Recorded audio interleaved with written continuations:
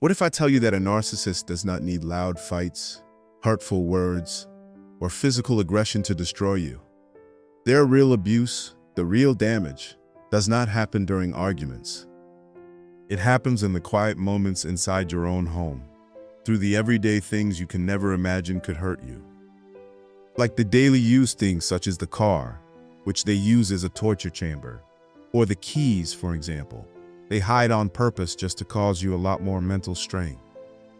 Or the personal items they may intentionally misplace to make you doubt yourself. Gaslighting. These are just the basic examples I'm giving you. There are countless small things they use to abuse you in ways that will shock you to your core, which is why I am doing this episode today. They know exactly which object will trigger you, which moment will break you, and which inconvenience will destabilize you. They do not just attack your body, they dismantle your peace. And do you know what is darker? They have been using these everyday things that I'm mentioning against you long before you ever realize what was happening. Let me give you a hint of how interesting today's episode is going to be. Have you ever noticed how narcissists intentionally create a mess just so you clean up after them? They make you feel small without you even realizing that that is abuse.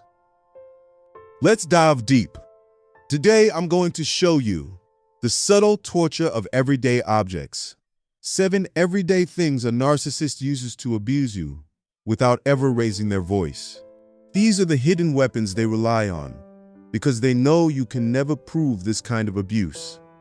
You can never explain it to others, and you can never fully escape it while living with them. Number 1, phone, the silent weapon.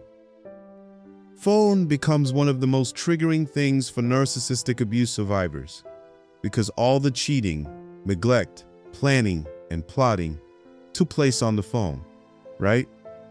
Narcissists stay glued to their phone the entire day to make you feel invisible. They're so deep into their phone that they even take it to the bathroom for hours, and you start feeling like you're living with a roommate. When you are eating at the dining table, they are on their phone. When you are in the living room, they are on their phone. When you go to a restaurant, guess what? They are on their phone. And it's not about the addiction that we all struggle with. It's about the phone being a Pandora's box. You know, everything is in there. Another reason is that they scroll endlessly in front of you to signal that you don't matter. They would rather mindlessly look at those pictures and drop random cryptic likes than talk to you and have a real conversation. They use their phone at the dinner table to break emotional intimacy. They keep their eyes glued to the screen when you are talking to silently humiliate you. They pretend to be busy on their phone just to avoid acknowledging your presence. They use their phone as an emotional wall so you can't reach them. And they scroll late into the night to avoid any physical closeness with you. But the deeper truth is this: the phone becomes their silent weapon. It becomes the doorway to their double life, the evidence of the attention they give everyone except you, the proof that the connection you are craving is something they are giving to strangers online. And the worst part is the way your body remembers it: the late night scrolling, the sudden giggles at messages you were never allowed to see, the locked screens, the turned-away faces, the bathroom trips that lasted for hours.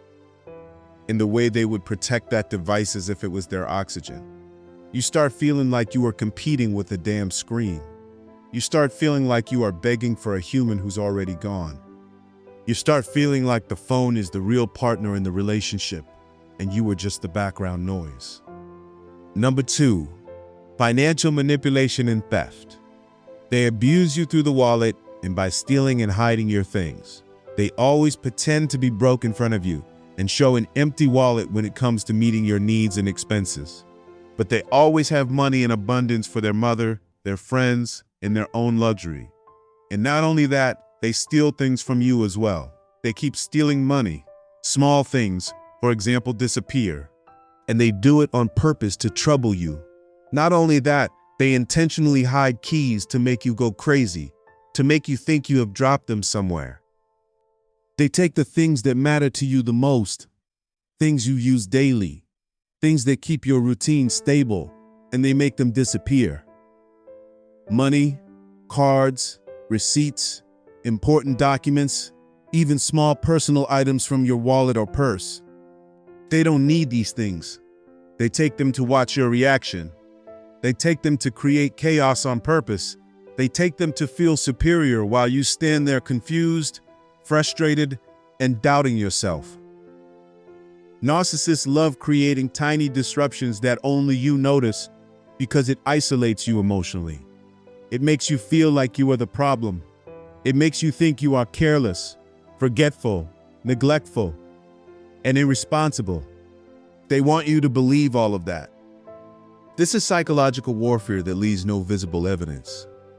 And what makes this abuse darker is how calmly they do it. They will watch you search the entire damn house with tears in your eyes, panicked. And they'll pretend to have no idea. They'll sit there with a straight face while your heart races, while you retrace your steps, while you question your own sanity.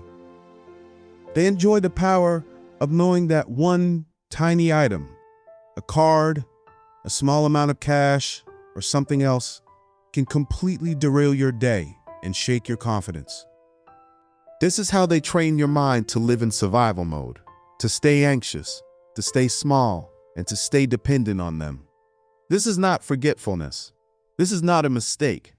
This is calculated emotional sabotage disguised as everyday inconvenience. Number 3, emotional sabotage with pillows and blankets. You may wonder, are they that petty?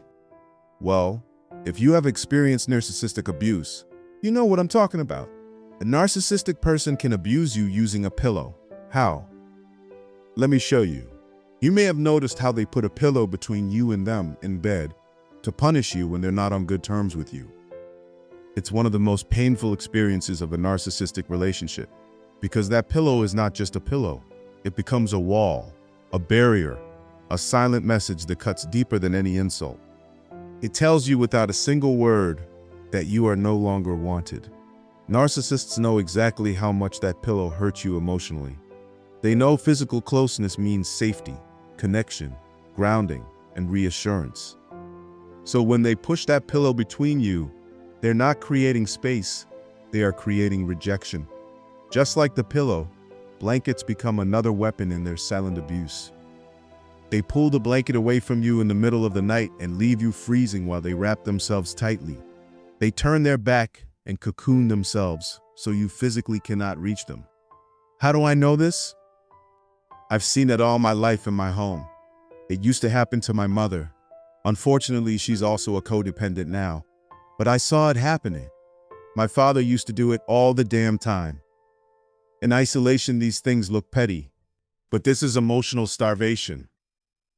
Number 4, bathroom, a place of emotional torture.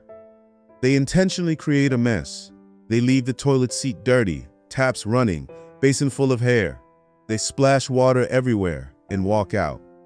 Their message is simple. You deserve to clean my messes. They spend hours in the washroom, scrolling, relaxing, escaping, while never letting you use it in peace. The moment you go in, suddenly they need it urgently. They knock, call your name, tell you to open the door.